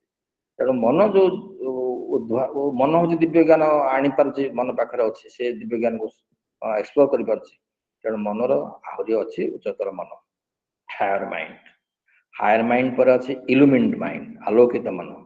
ଆଲୋକିତ ମନ ପରେ ଅଛି ଇଣ୍ଟୁଟିଭ ମାଇଣ୍ଡ, ସମ୍ବୋଧି ମନ ପରେ ଅଛି ଓଭର ମାଇଣ୍ଡ ପରେ ଅଛି ସୁପରମେଣ୍ଟାଲ ବା ସୁପର ମାଇଣ୍ଡ, ଏବଂ ତାପରେ ସଚିଦାନନ୍ଦ କଥା ଆସିବ। କିନ୍ତୁ ସୁପର ମାଇଣ୍ଡ ପର୍ଯ୍ୟନ୍ତ ମଣିଷର ଏଇ ଯୋଉ ମନ ନିଜକୁ ସେ ସାଧନା କ୍ରିୟାରେ ଆରମ୍ଭ କଲେ, ଏବଂ ସାଧନା କ୍ରିୟାରେ ଆରମ୍ଭ କଲା ମାନେ ଯେତେବେଳେ ସେ ଡିସ୍କଭର କରିବେ ଯେ ତା ଭିତରେ ସେ ଆତ୍ମା ଅଛନ୍ତି, ସେ ଆତ୍ମା ତାକୁ ଡାଇରେକ୍ସନ ଦେବେ, ସେ ଆତ୍ମାର ଡାଇରେକ୍ସନ ଶୁଣିବ। ସେଇ ଯୋଉ ପ୍ରସ୍ତୁତି ପର୍ଯ୍ୟନ୍ତ ଆସିବା ପର୍ଯ୍ୟନ୍ତ, ସେଇ ପ୍ରସ୍ତୁତି ପର୍ଯ୍ୟନ୍ତ ଆସିଲା ପର୍ଯ୍ୟନ୍ତ ଯୋଉ ସମତା ଦରକାର, ଯୋଉ ସାମ୍ୟ ଭାବ ଦରକାର, ଯୋଉ ଏକାନ୍ତିକ ଭାବ ଦରକାର, ଯୋଉ ସାଧନା ଦରକାର, ସେଇଟା ହଉଛି ପଥକତା, ସେ ହଉଛି ଫାର୍ଷ୍ଟ ଷ୍ଟେପ। ସେଇଠୁ ଆସିଲା ପରେ ବାଟ ଦିଶିବ। ତାପରେ ଗୁରୁ ଦେଖାଯିବେ। ଗୁରୁ କୌଣସି ବାହାରେ ନାହାନ୍ତି, ଗୁରୁ ନିଜ ଭିତରେ ବସିଛନ୍ତି। ସେଇ ଗୁରୁକୁ ଆବିଷ୍କାର କରିବା ପାଇଁ ଆମେ ମଣିଷ ଗୁରୁ ମାନଙ୍କ ସାହାଯ୍ୟ ନେଉ, ଶାସ୍ତ୍ର ମାନଙ୍କ ସାହାଯ୍ୟ ନେଉ। କିନ୍ତୁ ବେଳେ ବେଳେ ଯଦି ସେ ଯାହାକୁ ଗୁରୁ ମୁଁ କରିଥାଏ ସେ ଯଦି ଜାଣିନାହାନ୍ତି, ସେ ମତେ ବାଟବଣା କରୁଥିବେ। କିନ୍ତୁ ସବୁଠୁ ହଉଛି ପ୍ରତିଷ୍ଠିତ ବା ସବୁଠାରୁ ସିଓରେଷ୍ଟ ଗୁରୁ ହଉଛନ୍ତି ନିଜ ଭିତରେ ଅନ୍ତର ଭିତରେ ବସିଥିବା ସେଇ ପରମେଶ୍ୱରଙ୍କର ବା ପରମ ଚେତନାଙ୍କର ଅଂଶ ସ୍ୱରୂପ ମୋ ଜୀବାତ୍ମା ବା ମୋର ଚୈତ୍ୟ ପୁରୁଷ ଦେଦୀପ୍ୟମାନ ଭାବରେ ଛିଡା ହେଇଛନ୍ତି। ଏବଂ ସେଇଟା ଏଇ ଜୀବନର ସର୍ବୋତ୍ତମ ଆବିଷ୍କାର ଯଦି ଆମେ କରିବା, ସେଇଟା ସର୍ବୋତ୍ତମ ଆବିଷ୍କାର, ସେଇଟା ଆଧ୍ୟାତ୍ମିକ ଯାତ୍ରାର ପ୍ରଥମ ଷ୍ଟେପ୍। ଏବଂ ସେଇ ଆବିଷ୍କାର ହେଇସାରିଲା ପରେ ଯଦି ମୁଁ ତାଙ୍କୁ ପୁରା ସମର୍ପିତ କରିଦେଇ ପାରିବି, ମୁଁ ତାଙ୍କୁ ଡିସ୍କଭରି କରିକି ତାଙ୍କୁ ପୁରା ସମର୍ପିତ କରିଦେଇ ପାରିବି, ଶ୍ରଦ୍ଧା ମାଧ୍ୟମରେ, ଭକ୍ତି ମାଧ୍ୟମରେ ସମର୍ପିତ ହେଇପାରିବି ଯେ ମୁଁ କିଛି ନୁହେଁ, ସର୍ବଧର୍ମଂ ପରିତ୍ୟାଜ ମାମେଙ୍କ ଶରଣଂ ବ୍ରଜ। ସେଇ ଯୋଉ ଅବସ୍ଥା, ସେଟା ଗୋଟେ ଅବସ୍ଥା। ସେଠି ଶ୍ରୀକୃଷ୍ଣ ଅର୍ଜୁନଙ୍କୁ କହୁଛନ୍ତି, କିନ୍ତୁ ସେଟା ଅବସ୍ଥା। ଯୋଉ ଅବସ୍ଥାରେ ମୁଁ କରିପାରିବି, ଯଦି ସର୍ବଧର୍ମ ଅର୍ଥ ଏଠି ହିନ୍ଦୁ ଧର୍ମ ମୁସଲିମ ଧର୍ମ କହନି, ଯେତେ ଅର୍ଡର ଅଛି, ଯେତେ ପୁରା ଡିସିପ୍ଲିନ ଅଛି ମଣିଷ ତିଆରି କରିଛି, ଯେତେ ନିୟମ କାନୁନ କରିଛନ୍ତି, ଯେତେ ପ୍ରକାର ଆଧ୍ୟାତ୍ମିକ ମାର୍ଗ ତିଆରି କରିଛି, ଏ ସମସ୍ତଙ୍କୁ ଛାଡ଼ିକି କରିବୁ ସର୍ବଧର୍ମ ପରିତ୍ୟାଜ ମାମେକଂ ଶରଣଂ ବ୍ରଜ। ଅର୍ଥାତ୍ ସେଇ ପରମ ଚେତନାଙ୍କ ସାଙ୍ଗରେ ଆମେ ଶରଣ ବ୍ରଜ କରିବା, ଶରଣଗତ ହବା, ଶ୍ରଦ୍ଧା କରିବା, ଭକ୍ତି କରିବା, ତାହେଲେ ସେଇଠାରେ ଆମେ ପାଇପାରିବା ଆମର ସେଇ ସନ୍ଦେଶ, ସେ ଡିରେକ୍ସନ। ଏବଂ ସେଇ ଡିରେକ୍ସନ ଅଭୟର ଡିରେକ୍ସନ। ତାପରେ ସେ କହୁଛନ୍ତି, ଶ୍ରୀକୃଷ୍ଣ ବି ଗୀତାରେ କହୁଛନ୍ତି, ତାପରେ ସେ ଜନ୍ମ ମରଣର ସାଇକେଲକୁ ଉଠିକିରି ପଳେଇବ କୁଆଡେ, ସେଠି ସେ ଆଉ ରହିବ ନାହିଁ ସେ ସାଇକେଲରେ। ଏବଂ ସେଇ ଯୋଉ ଅବସ୍ଥାକୁ ଗୀତାରେ ବର୍ଣ୍ଣନା କରାଯାଇଛି, ତାକୁ ଟିକେ ମନେ ପକେଇଦେବା ପାଇଁ ମୁଁ କହୁଛି ସେଇଠି ଶ୍ରୀକୃଷ୍ଣ ଅର୍ଜୁନଙ୍କୁ କହିଲା ବେଳେ ସେ କହୁଛନ୍ତି ସେ ଜୀବାତ୍ମା ଯିଏକି ଆମ ଭିତରେ ଅଛନ୍ତି ପରମେଶ୍ୱରଙ୍କର ଚେତନା ସେ ବାହାରକୁ ଦେଖା ଯାଉନାହାନ୍ତି ଅଦୃଶ୍ୟ ଭାବରେ ଭିତରେ ଅଛନ୍ତି ଦିବ୍ୟମାନ ଭିତରେ ଅଛନ୍ତି ଏବଂ ତାଙ୍କୁ କେହି ସେ ଶରୀର ପ୍ରାଣ ମନ ଦ୍ୱାରା ମୋଟେ ଆବୃତ ହେଉନାହାନ୍ତି ସେ ମାୟା ଦ୍ୱାରା ଆବୃତ ହଉନାହାନ୍ତି ଏବେ ଏମାନେ ତାଙ୍କୁ କିଛି କରିପାରୁନାହାନ୍ତି ଏମାନେ ସେ ନିଜକୁ ଲୁଚେଇକି ରଖିଛନ୍ତି କେବଳ ଅପେକ୍ଷା କରୁଛନ୍ତି ମୁଁ କେବେ ରେଡି ହେବି ଏବଂ ତାଙ୍କୁ କେହି ଶସ୍ତ୍ର ଦ୍ୱାରା ହାଣିପାରିବେ ନାହିଁ ସେ କୁହାହଉଛି ସେ ଏଠି କୁହାହଉଛି ସେ ନୈନ ଛିନ୍ଦନ୍ତି ହସ୍ତ୍ରାଣି ନୈନମ ଦହତି ପାଚକ ନୈନ କ୍ରୀଡୟନ୍ତପୋ ନ ଶୋଷୟତି ମାରୁତଃ ଏବଂ ତାଙ୍କୁ କେହି କୌଣସି ଶସ୍ତ୍ର ହତ୍ୟା କରିପାରନ୍ତି ନାହିଁ ତାକୁ ପାଣି ତାଙ୍କୁ ଓଦା କରିପାରିବ ନାହିଁ ଅଗ୍ନି ତାକୁ ଦହନ କରିପାରିବ ନାହିଁ ପବନ ତାକୁ ଉଡ଼େଇ ନେଇପାରିବ ନାହିଁ ଏବଂ ସେ ଚିରନ୍ତନୀ ନିତ୍ୟ ସତ୍ୟ ଏବଂ ସେ ଆମକୁ ସବୁବେଳେ ଦିଗ୍ଦର୍ଶନ ଦେବା ପାଇଁ ଅପେକ୍ଷା କରିଛନ୍ତି ଏବଂ ଆମର ଜନ୍ମ ମୃତ୍ୟୁର ଯୋଉ ସାଇକେଲରେ କିଏ ପଡୁଛି ଶରୀର ପଡୁଛି ପ୍ରାଣ ବି ପଡୁନାହିଁ ପ୍ରାଣ ବି ସେ ଅଦୃଶ୍ୟ ଭାବରେ ପ୍ରାଣ ଶକ୍ତି ମିଶି ଯାଉଛି ଏବଂ ମନ ବି ମିଶି ଯାଉଛି ମନ ରାଜ୍ୟରେ ଏବଂ କ୍ଷିତବ ତେଜ ମରୁଦ୍ଗମରେ ତିଆରି ଶରୀର ବିଲୀନ ହେଇଯାଉଛି ସେ କ୍ଷିତବ ତେଜ ମରୁଦ୍ଗମ ଭିତରେ ତେଣୁ ତା ଭିତରେ ଆମ ଭିତରେ ଯୋଉ ଦୀପ୍ୟମାନ ରହିଥିବା ପରମ ଜୀବାତ୍ମା ସେ ଅପେକ୍ଷା କରୁଛନ୍ତି ସବୁ ଜାଗା ଏକ୍ସପିରିଏନ୍ସ ନେଉଛନ୍ତି ଏ ଜୀବନର ଏକ୍ସପିରିଏନ୍ସ ଏ ଗୋଟେ ସ୍କୁଲ ଏ ସ୍କୁଲରୁ ଆଉ ଗୋଟେ ସ୍କୁଲକୁ ସେ ପାସ୍ କରିବେ ଏ ସ୍କୁଲର ସବୁ ଜାଗା ଏକ୍ସପିରିଏନ୍ସକୁ ଏଇ ସେସନ ଏଇ କ୍ଲାସ ରୁମର ସବୁ ଜାଗା ଏଇ ଜୀବନର 100 ବର୍ଷ ମନେକର 100 ବର୍ଷ ଗୋଟେ କ୍ଲାସ ରୁମ ସେ କ୍ଲାସ ରୁମର ସବୁ ଜାଗା ଏକ୍ସପିରିଏନ୍ସ ସେ ନେଉଛନ୍ତି ସେଇ ଏକ୍ସପିରିଏନ୍ସ ନେଇକରି ସେ କ'ଣ କରୁଛନ୍ତି ଯେତେବେଳେ ଏକ୍ସପିରିଏନ୍ସ ସରିଗଲା ଏବଂ ସେ 4ଟି ଅବସ୍ଥାରେ ମଣିଷ ଆଗକୁ ଗଲା ଗୋଟେ ହେଉଛି ଜନ୍ମର ଦ୍ୱାରରୁ ବାହାରି ଆସିଲା ମାତୃଗର୍ଭରୁ ଜନ୍ମ ଦ୍ୱାରା ଗିରି ବାହାରି ଆସିଲା ଶୈଶବ ପାର ହେଲା ତାପରେ କୈଶୋର ପାର ହେଲା ଯୁବାବସ୍ଥା ପାର ହେଲା ଏବଂ ତାପରେ ବୟସ୍କ ହେଲା ଏବଂ ଜରାଗ୍ରସ୍ତ ହେଲା ଶେଷକୁ ଜୀବନ ଆଡୁ ଛାଡ଼ିବ ଜରାଗ୍ରସ୍ତ ଜରାଜୀର୍ଣ୍ଣ ବସ୍ତ୍ରରେ ପରିଣତ ହେଇଗଲା ତାର ସେ ଶରୀର ସେତେବେଳେ ଜୀବାତ୍ମା ସେ ଜରାଜୀର୍ଣ୍ଣ ବସ୍ତ୍ରକୁ ସେ କରୁଛନ୍ତି ପରିତ୍ୟାଗ କରୁଛନ୍ତି ଏବଂ ଶେଷ ହେଲା କ୍ଲାସ ତ ପାସ୍ କରିଲେ ଏବଂ ଆଉ ଗୋଟେ ଜନ୍ମକୁ ଯିବେ ଏଇ ଯୋଉ ପରିକଳ୍ପନା କରାଯାଇଛି ଭାରତବର୍ଷରେ ପରିକଳ୍ପନା ରହିଛି ରିବାର୍ଥ ଅର୍ଥାତ୍ ଏ ଜନ୍ମରେ ଯାହା ମୁଁ ଅନୁଭବ ନେଇଛି ଯାହା ଏକ୍ସପିରିଏନ୍ସ ନେଇଛି ତା କଣ୍ଟିନ୍ୟୁ କରିବ ତାର ଭଲ ଜିନିଷ ଗୁଡାକ ସବୁ ଯାକ କଣ୍ଟିନ୍ୟୁ କରିବ ଆତ୍ମା ମାଧ୍ୟମ ଦେଇ ନେକ୍ସଟ ପାଥରେ ଏଇ ହେଉଛି ବଡ଼ କଥା ଆମେ ହତାଶ ଏଇ ଗୋଟେ କଳ୍ପନା ଆମେ କରିବା ଯେ ମୋର ଗୋଟେ ରିବାର୍ଥ ଅଛି ଅନେକ ଦେଶରେ ଏଇ କଥା କଳ୍ପନା କରିପାରିବେ ନାହିଁ ଭାରତବର୍ଷର ସବୁ ପିଲା ପୂରଣ କରିବେ ମୋର ରିବାର୍ଥ ଅଛି ତେଣୁ ଏଇ ଜନ୍ମଟାକୁ ଯଦି ଠିକ ଭାବରେ ମୁଁ ବଞ୍ଚିଥିବି ଆଧ୍ୟାତ୍ମିକ ଚେତନାରେ ବଞ୍ଚିଥିବି ଶ୍ରଦ୍ଧାବାନ ହେଇ ବଞ୍ଚିଥିବି ମୋର ଭିତରେ ସବୁ ପରିଷ୍କାର ପରିଚ୍ଛନ୍ନ ହେଇ ମୁଁ ଗଢୁଥିବି ମୋର ଯୋଉ ମୋ ଭିତରେ ଯୋଉ ଡାୟମଣ୍ଡ ଅଛି ସେ ଡାୟମଣ୍ଡରୁ ମୁଁ ଘଷି ଘଷି ଘଷି ଘଷି ମାର୍ଜିତ କରି ଚକଚକ କରିଥିବି ତାହେଲେ ସେଇ ଚକଚକ ଚକଚକ ଜିନିଷ ଗୁଡ଼ିକ ସବୁ ସେ ଜୀବାତ୍ମାଙ୍କ ସାଙ୍ଗରେ ପରବର୍ତ୍ତୀ ଜୀବନ ପାଇଁ ଯିବ ଏବଂ ସେଇ ହେବ ଏଇ ଜନ୍ମର ବସ୍ତ୍ରକୁ ଛାଡ଼ି ଦେଇକରି ନୂତନ ବସ୍ତ୍ର ଧାରଣ କରିବେ ଏଇ ଯୋଉ ବଡ଼ କଥା ଲେଖା ହେଇଛି ବଡ଼ ଏଇ ଛୋଟ କଥା ନୁହେଁ ଏହି ଗୋଟେ ବିରାଟ କନସେପ୍ଟ ବାଂସାତି ଜନ୍ମାନି ଯଥା ବିହାୟ ନବାନି ଗୃହ୍ଣାତି ନରୋପରାଣୀ ତଥା ଶରୀରାଣୀ ବିହାୟ ଜନ୍ନାନି ଅନ୍ନାନି ସଂଜାତି ନବାନି ଦେଇ ବିରାଟ କନସେପ୍ଟ ଏବଂ ସେଇଭଳି ଆମେ ଏଇ ଗୋଟେ ଆଧ୍ୟାତ୍ମିକ ଯାତ୍ରା ଏଇ ଯାତ୍ରାରେ ଆମେ ସମସ୍ତେ କିଭଳି ଯାଇପାରିବା ଏବଂ ବୁଝିପାରିବା ଆମ ନିଜକୁ ରେଡି କରିପାରିବା ସେଇ କଥା ହିଁ ଗୀତାରେ ଅନେକ ଜାଗାରେ ଅତି ସୁନ୍ଦର ଭାବରେ ପ୍रणिपात କରାଯାଇଛି ତାକୁ ମୁଁ କହେ Gita is a management psychological process ଏଠି କିଛି କୃଷ୍ଣ ସଞ୍ଜ ଉବାଚ ସେସବୁ ଲେଖା ହେଇଛି ତାଙ୍କର ଆକାରରେ ଏମିତି କିଛି ବୁଝିବାର ପରମ ଚେତନାଙ୍କ ବାଣୀଟାକୁ ବ୍ୟାସଦେବ ଆମ ପାଖରେ ଆସି ପହଞ୍ଚୁଛନ୍ତି କେମିତି ଏଠି ସାଇକୋଲୋଜିକାଲ କଥା ସାଇକୋଲୋଜିକାଲ ପ୍ରୋସେସ ସେଠି ଆପଣ ମୂର୍ତ୍ତିକୁ ପୂଜା କରନ୍ତୁ ବା ଅମୃତକୁ ପୂଜା କରନ୍ତୁ ଜଣେ ମୂର୍ତ୍ତିକୁ ପୂଜା କରୁ କରୁ ଅଦୃଶ୍ୟ ଭାବରେ ଅମୃତକୁ ପୂଜା କରିବେ ଯେତେବେଳେ ରାମକୃଷ୍ଣ ପରମହଂସ କହୁଛନ୍ତି ସେ କାଳୀ ପୂଜା କରୁଥିଲେ ମୂର୍ତ୍ତିକୁ ପୂଜା କରୁଥିଲେ ମୁଁ କାଳୀ ଭିତରେ ପଶିଗଲି କାଳୀ ଭିତରଟା ଖାଲି ସେ ଗୋଟେ ଆଉ ଗୋଟେ ସମ୍ଭାବନାର କଥା କାଳୀ ଭିତରେ ପଶିଗଲେ କାଳୀଟା ଖାଲି ଆମେ କ'ଣ କହିପାରିବା ଆମେ କହିପାରିବା ନାହିଁ କାରଣ ଆମ ସେ ଚେତନା ଆସେ ନାହିଁ ଯେ କାଳୀ ଭିତରେ ପଶିଗଲେ କାଳୀଟା ଖାଲି ମୂର୍ତ୍ତି ଭିତରେ ସେ ଗଲେ ମୂର୍ତ୍ତି ବାହାରକୁ ପଳେଇଗଲେ ଏମିତି ଅନେକ ସମୟରେ ଯେତେବେଳେ ମଣିଷ ଆୱେକେଣ୍ଡ ହୁଏ ସେତେବେଳେ ଏଇଭଳିଆ ନୂଆ ନୂଆ ଚେତନାର ଯାତ୍ରା ଆରମ୍ଭ ହୁଏ ନୂଆ ନୂଆ କଥା ତାକୁ ଅନୁଭବ ହୁଏ ଏବଂ ସେଇ ଯାତ୍ରା ପଥକୁ ସେ ଜାଣିପାରେ ଏବଂ ତାକୁ ଆମେ କହିବା ଅନନ୍ତ ପଥର ଯାତ୍ରା ଅସରନ୍ତିର ଯାତ୍ରା ଅନ୍ତରାତ୍ମର ଯାତ୍ରା ସତ୍ୟର ଯାତ୍ରା ଏବଂ ତାହାକୁ ଆମେ କହିବା ମୁଁ ଯାହା କହିବି ସେ ଚେତନାର ପରମ ଚେତନା, ସେଇ ପରମ ଚେତନାର ଅଂଶ ସ୍ୱରୂପ ମୁଁ ଛିଡ଼ା ହେଇଛି, ଦେଖାଯାଉଛି, ପରମ ଚେତନା ପାଇଁ ଦେଖାଯାଉନାହାନ୍ତି, ଅଦୃଶ୍ୟ ହୋଇ ରହିଛନ୍ତି, କିନ୍ତୁ ସେ ଅଦୃଶ୍ୟ ମୋତେ ଦୃଶ୍ୟମାନ ହେବେ ସେତେବେଳେ ଯେତେବେଳେ ମୁଁ ଆୱକେଣ୍ଡ ହେବି ମୋ ଜୀବାତ୍ମା ସହିତ।